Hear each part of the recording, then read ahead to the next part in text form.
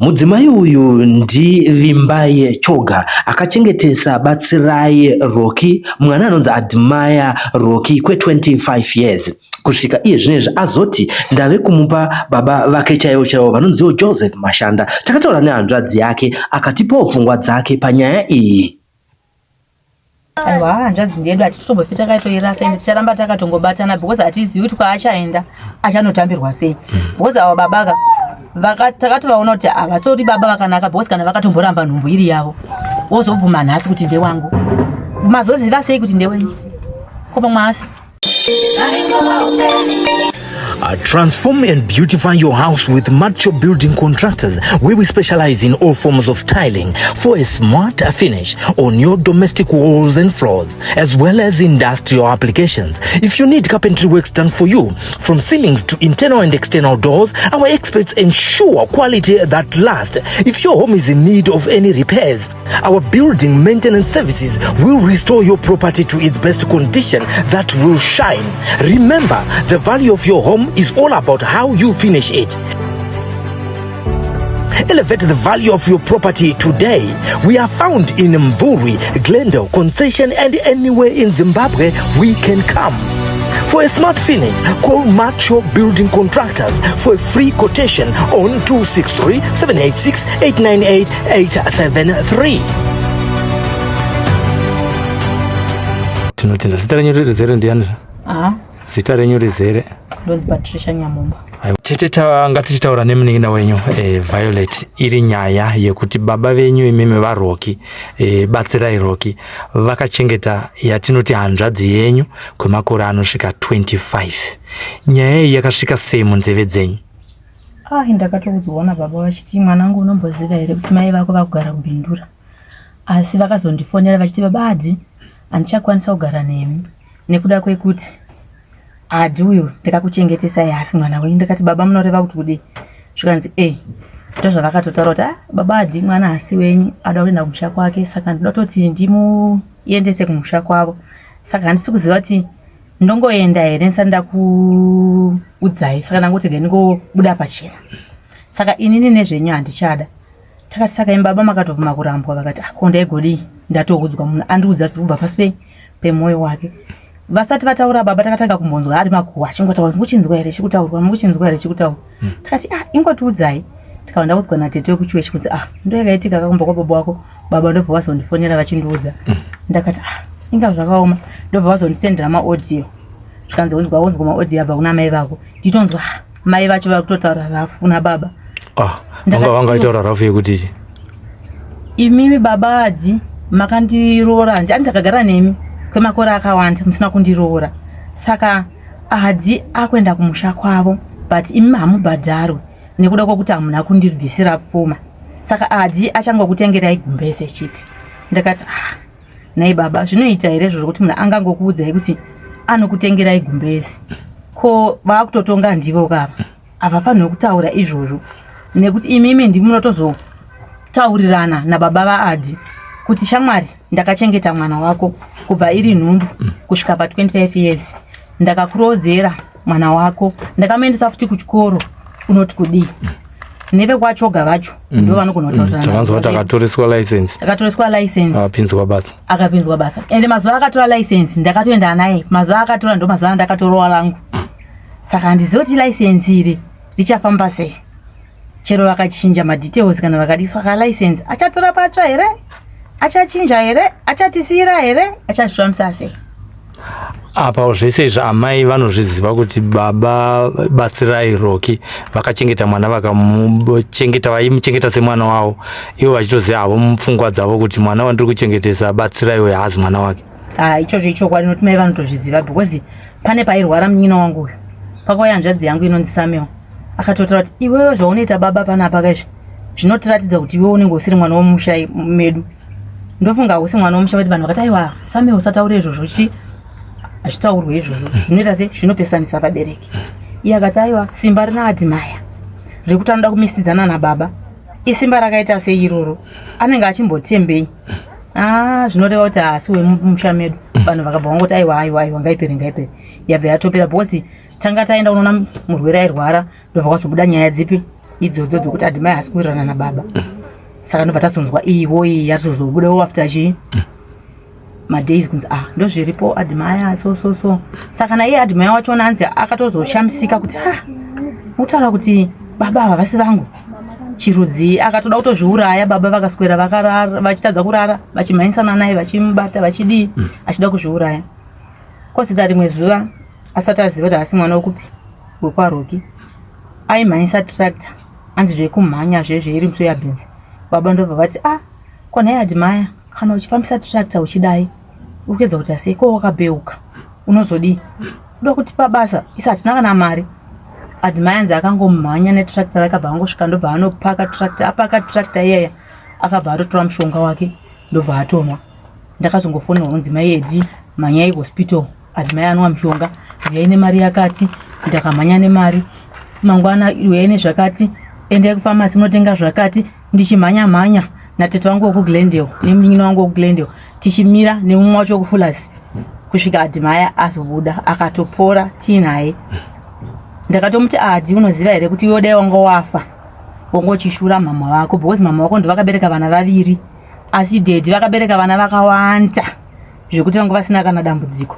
Iwewo taingochemawo zvokuti tarasikirwa, but otherwise mai vako ndo vaitochema zvakanyanyisa nekuti ndo vakabereka vana 2.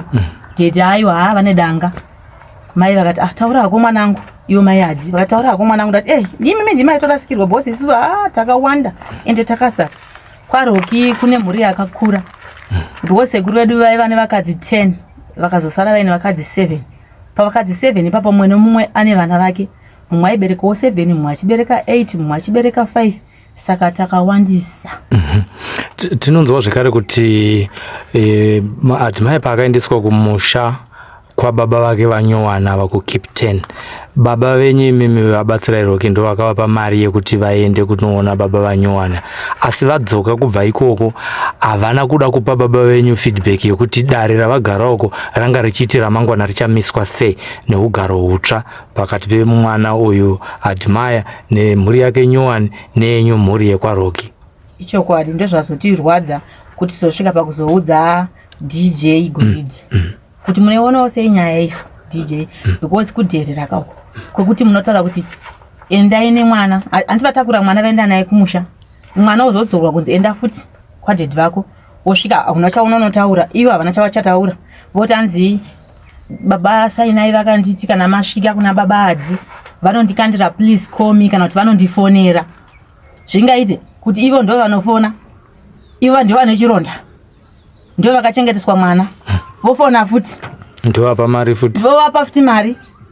Nyange kwanza vana kuroora atizosvika kaipapo. Still kana vasina kuroora kwacho mota vana kuroora ameno atingazoziva kuti notice tiri vana. Adimai kubva iri nhumbu kokuzorodzwa kwese kwaakazoitwa uko zvinokavhana vangaramba vachivadzimbira kusvika ipapo.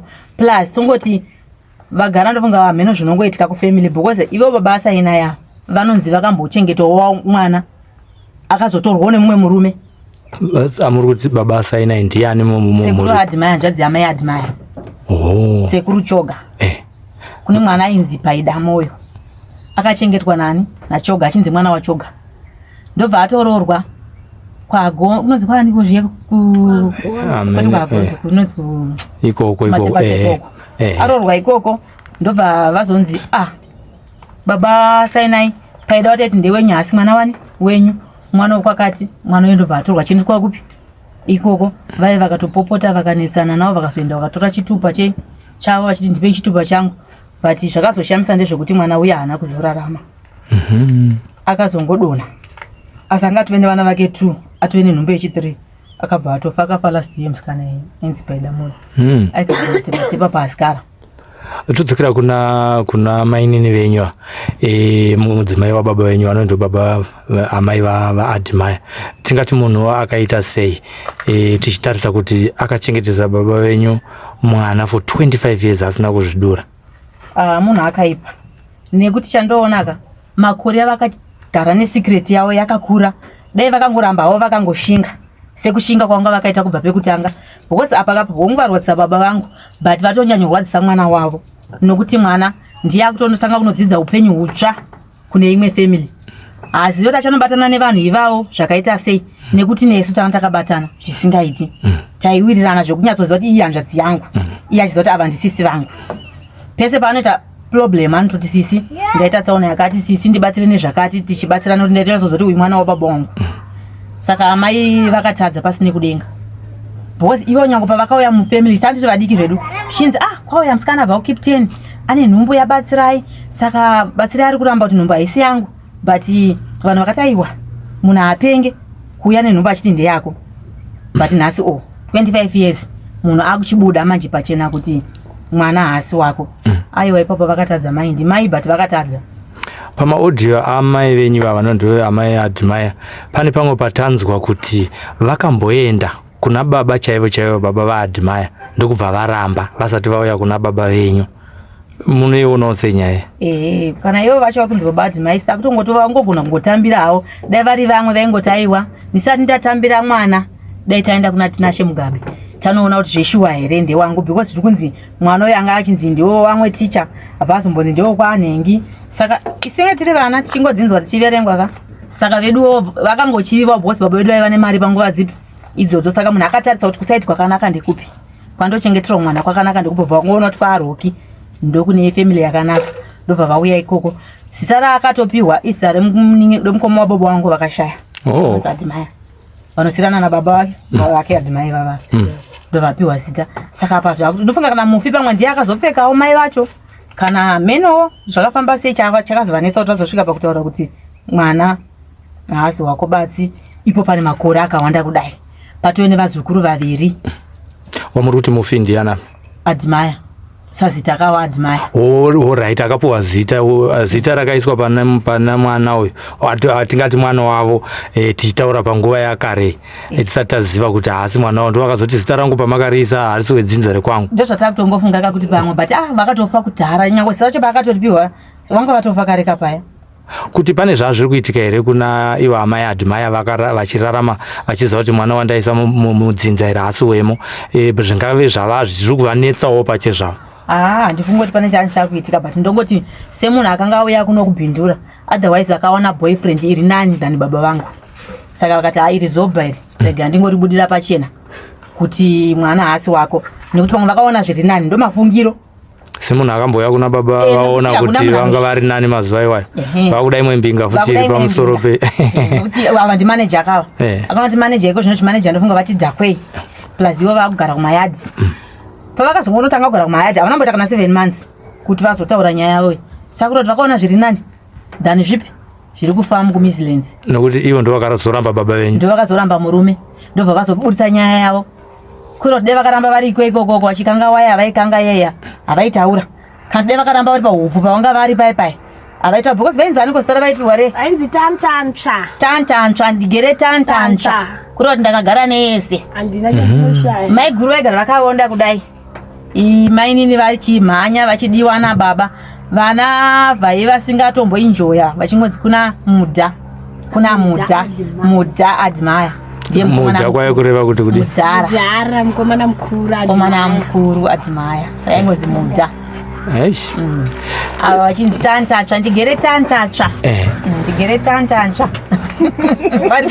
vari kumarondera saka ini ndakashamisika ini pandikazonzwa nyaya icho kuti deme vangongo vachiri vapenyuka vakatomboitaura nyaya iyi vachiti ndo zvatangonzwa kuti munhu auya so ndo vaitodzoreredza muramo wavo vachiramba nhumbu but vakatosimba vachiti aiwa kamuramo haurambe chi mukadzi because hapenge varume vese variko kutenu but sei azoya kwauri vanhu vakati aiwa angoda Admire batsirai nokuti batsirai mbinga wati ichichi saka ndozvatakutoona kuti changa chiri chokwadi dai maiwana mukana wokutaura navo ndamai venyu zvenyu hazvibvisike izvozvo nekuti vaipinda mugumbezi rimwe chete nababa mungavapewo mashoko ekuti kudii ari pakadzika pemwoyo wenyu maringe nekugarisana nehanzvadzi isiri yenyu hongu mwana ndiwo munhu wese hama yako asi pane ukama hunenge huripo anenge uchinzi ndiweropa imi mungavatiwo chii nokuti muri munhu womukadziwo zvekare ini ndinongoti mai makatadza pasine kudenga nyange azvo makatadzira baba wangu asi wamakanyanya kutadzira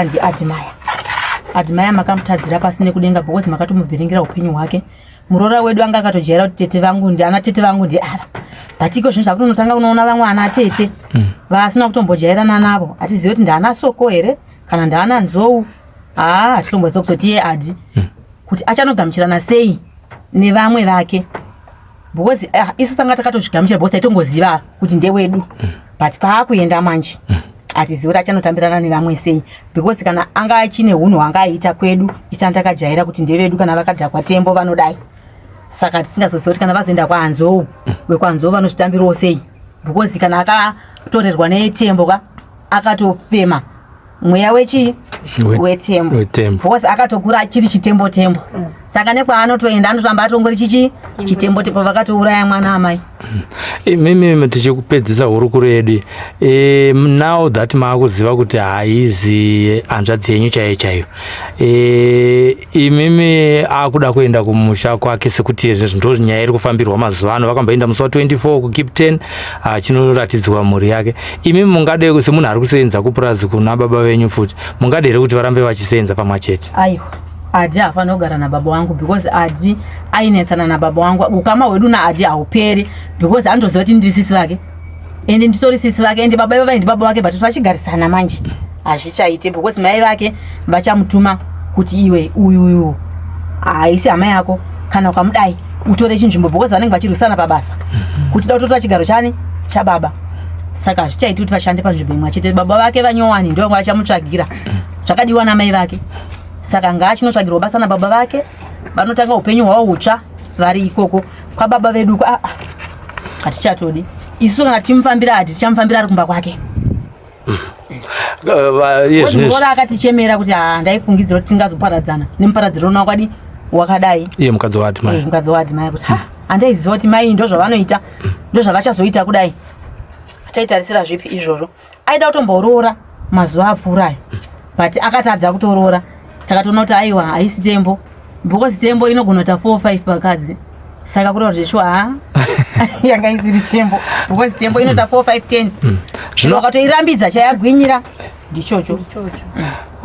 Zvino ndo zvinoita kuna baba. Una baba venyu batsi. Batsi akatovaita vakadzi vasivanuka 7. 1000. Batsi vakadzi nzona takati tinyangodai wangu wakafa.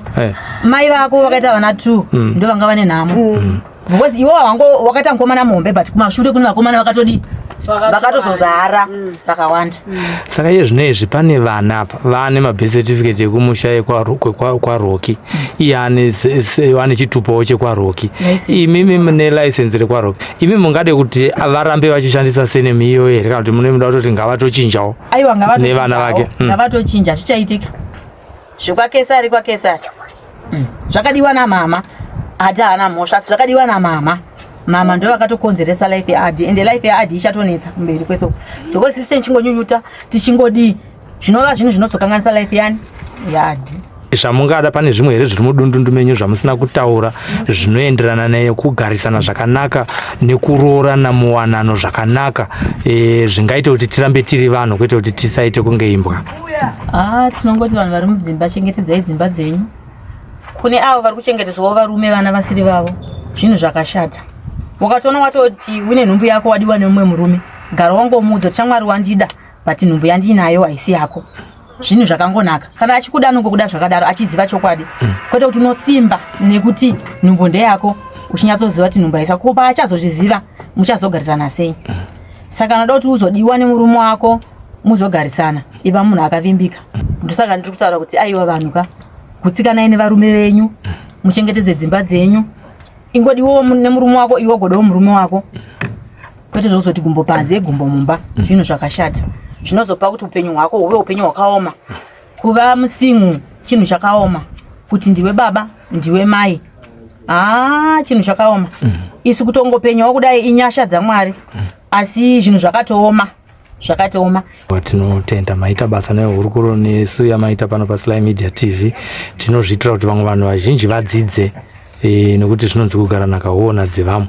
yaAdi tainzwa ye25 years inyaya isiri nyore pakuitambira asi tinongotiwo Mwari akubatsirewo semhuri musarasane nehanzvadzi dzenyu. Aiwa hanzvadzi ndedu hatitombofita takaitoirasa ende ticharamba takatongobatana because hatizivi kuti kwaachaenda achanotambirwa sei. Because ava babaka takati vaona kuti avatsoti baba vakanaka because kana vakatomboramba nhumbu iri yavo wozobvuma nhasi kuti ndewangu mazoziva sei kuti ndewenyu kopa mwasi sezvo mwana uyu anga akapiwa nababa vakwana kuita 4 baba wedu ndewechi5 saka ivo vozongobvuma vazotambirawo sei mwana uri kuti ndewavo pakaoma handiti toda mugaba pakuda mugabe ero basa takatokumirira because adi tinotomudawo nokuti akanzi ndewedu saka tichaziva kuti ivo baba vazobvuma kuti ndewavo vazobvuma sei kuti ndewavo aiwa tinotenda maita basa nekuti amai ava vari kutsvaga pane mbinga vari kurira takanzwa kuti baba adi vapo vanyowa ndewekusauthi vanemba mubhindura saka vapiwa mwana pamwe mwana ndowaticha chodo watakakwira tichingonzwawo isusu saka isana takakuwa nhonyasha kuti adi ndewedu taizodzidzisana mabasa sei kufurirana kwataita titore license hanzvadzi tiite zvakati hanzvadzi tichingoita upenyu hwedu uchienda wakadaro but amai vakatipa chironda chavakapa baba tingatoti chidiki nechavakapa adi ndiantori nepeni yakakurisisa bose babodi togona kuvasofuta kuti baba zvagara zviripo vakadzi variko nhasi havasi straight inyasha kuona mukadzi akavimbika inyasha kuona mukadzi akavimbika because ava pavakazoyawo kugeto kunoku ndofunga ndopavakatozoudzwawo vasinga nemafriends ikoko kanzi ai utojaidza munhu mubudire pachena kuzodi ko ingaoniwo kwakatomboviga secret achidai vakangoramba haoni secret yavo mwana wavo akangokura kusvika papasara makore manganapo mashoma engorarama semararamiro anga achingoita aiwa tinotenda maita enyu nokuita hurukuronesi pano paSly Media TV. Thank you. Iyi ndiyo nyaya yatiri kumhanya nayo mazuvano yemukomana anonzi Admire Rocky inova senemu yababa vakamuchengeta for 25 years asi yezvinezvi amai vake vakazobudawo pachena vachitaura kuti aiwa mwana uyu haazi wekwaRocky. Inini ndakamuwana kune mumwe murume anogara kuCape Town kumadziva kwanonzi Joseph Mashanda. Chatisiri kuziva ndechekuti baba Rocky vachabhadharwa here kuchengeta kwavakaita mwana for 25 years kana kuti baba vaRocky vaJoseph Mashanda vachamutambirawo here semwana wavo iyewo achazvitorawo sei. Ngatirambe takateya nzeve nekuti musi wa1 vachange vachienda kuCape Town kumhuriyo kwaMashanda kuti vanotaurirana a way forward. Asi pari zvinezvi tasvika pakuita mainterviews baba batsirai Rocky vanotivo havasati vapuwa message yekuti pavakavapa mari kuti endai kumusha kwa baba vaAdmire kwaMashanda vachitovabatsira nemudzimai wavo vakafamba sei. Vari kungoitawo zvekungonzwawo apo neapo kana vakafona vanotombogwabvurwa naizvozvo vachifona nemudzimai wavo kuti kondipeka update yekuti makazoronga sei nemwana izvozvo zvino asisati zvamira zvakanaka. Saka tiri kuti isusu rambai makateerera pano paSly Media TV. Inyaya yakaburitswa naVimbai Choga anova ndiye amai vaRocky. Vimbai akazobuda after 25 years achitaura kuti Rocky azi mwana Admire Rocky azi mwana wekwaRocky mwana wekwaMashanda. Kwavariwo vari kutoti zvakapera uye vakati Rocky anofanira kungokuripa kumbeze chete. Imi vateereri munoti kudii nazvo?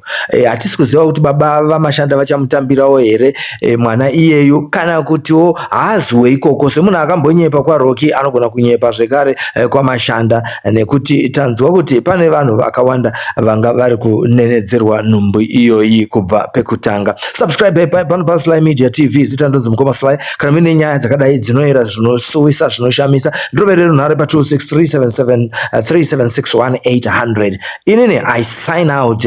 A happy new year to all the Zimbabweans scattered worldwide and other nationalities. Thank you for the support in 2025. We continue to encourage you to subscribe so that you don't miss these interesting stories which are full of action, madrama chayo.